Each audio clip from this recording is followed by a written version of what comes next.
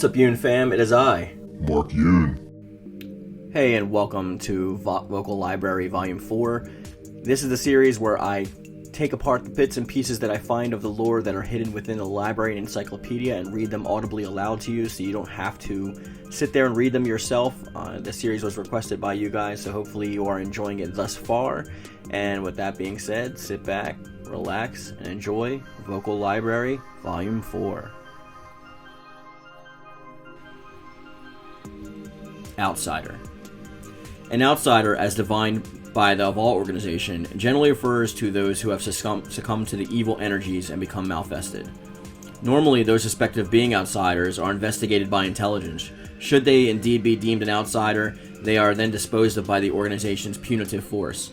Anyone devoid of human reason is without fail subject to the organization's punishment.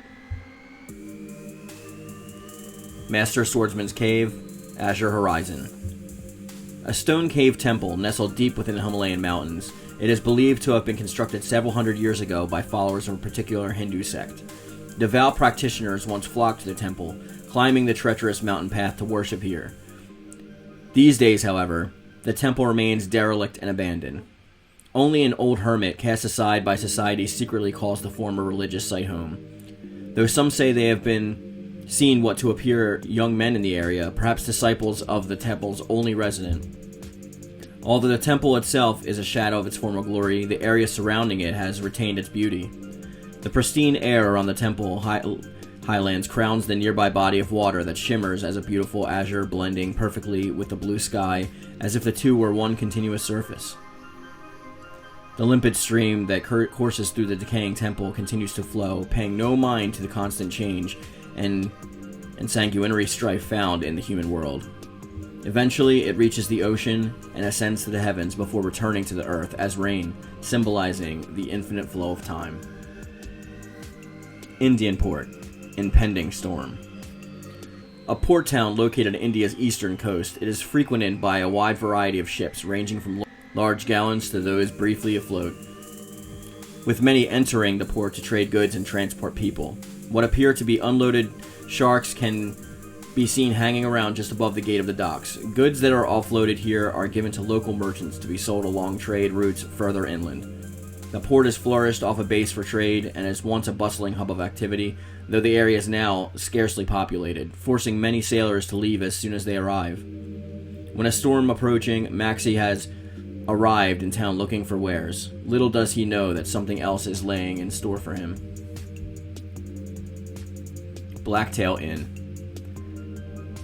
This bar that once existed in Spanish Port Town became famous, or rather infamous, for supplying the great pirate Cervantes de Leon with food and drink. After getting his hands on Soul Edge, Cervantes somehow made his way back to the port town, causing unspeakable atrocities once he got there. With Soul Edge now lying dormant, Cervantes lies in wait for his next victims at what remains of the ruins of the bar.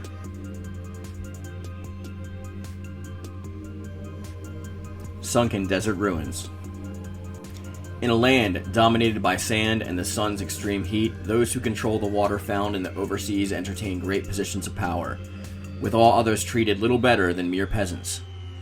Eventually, however, even the waters that spring up from the changes in river currents and the climate won't run dry, and those who live here are forced to load their mules and camels up and leave their sun-tanned brick dwellings behind in search of a new home.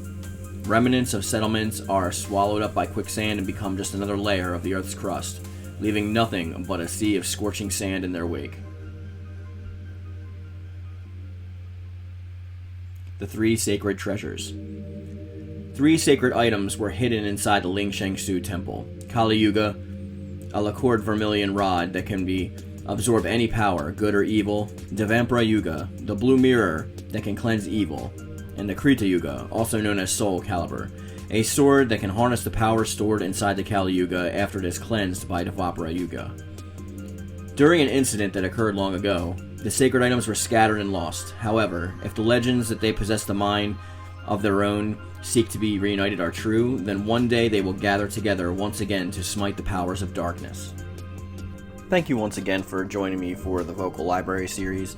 This was Volume 4, and I really appreciate you guys taking the time out of your day to read along with these, especially if, like I said before, you don't want to do it yourself, because it takes a lot to actually play through all of both modes of Libra of Soul as well as the full story to unlock a bunch of these that you guys need to read. So hopefully it's a lot easier for you guys to read them along with me, or just to listen while I read it myself.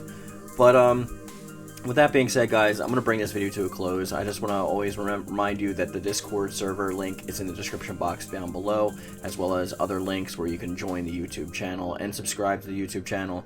There's a lot of cool things that are coming up, so keep that in mind when we're moving on to the future. And I just wanted you guys to know that this series is actually in part requested from you guys, so I want to know in the comment section down below whether you are enjoying this vocal library series, and if there's anything you want to be added to it, like any tweaks here and there that you think that would help it out or make it easier to digest or more entertaining to watch. Any and all thoughts are always welcome in the comment section down below, guys. I want to say, as always, thank you. And thank you.